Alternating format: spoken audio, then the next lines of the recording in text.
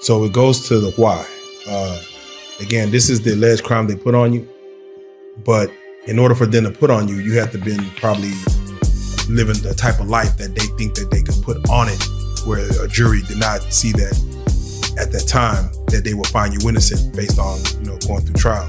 So let me ask you the why, as far as what led you to live the type of lifestyle you were living, for them to even think that you would commit a crime as such. Okay, well, legally, from a legal standpoint, I only could go so far in it because I'm still fighting my case, even from right now, from the street. However, to just do for the audience, for the people that's listening, I want to be able to share as much as possible, as much information as possible, so they can know what really could happen to you, whether you're innocent or guilty.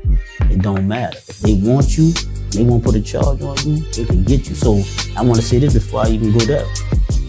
To all the people out there, black or white, but especially all the black men out there or black boys out there, or young men that never had a pair of handcuffs on them, that never been to prison, I salute you, bro. I salute you, because you the small to be able to avoid the pitfalls of prison, but that's a hard thing to do. I had 2 brothers in there and go, writing me letters telling me not to, writing me letters, but I still put myself in a position that had me caught up, that led me to prison. So I was accused of first-degree murder and armed robbery of a Caucasian drug dealer.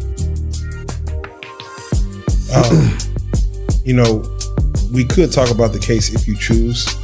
But let me say this right quick. There was no murder weapon. There was no eyewitness.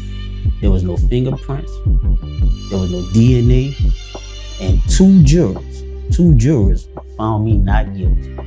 Yet I still was convicted of murder, of second-degree murder, and charged me with first-degree murder. They didn't have the evidence to prove it. So they reduced it to second degree so they could do their magic tricks. And that's all they did. Because if you don't have none of those elements that I just named, and then 2 jurors found not guilty, how the hell was I convicted? I was in the state of Louisiana, where the Jim Crow laws, Napoleonic laws really exist. They allowed non-unanimous jury verdicts deliberately in 1898. They changed the Constitution in Louisiana, and they said that we need our crops picked, we need this free labor.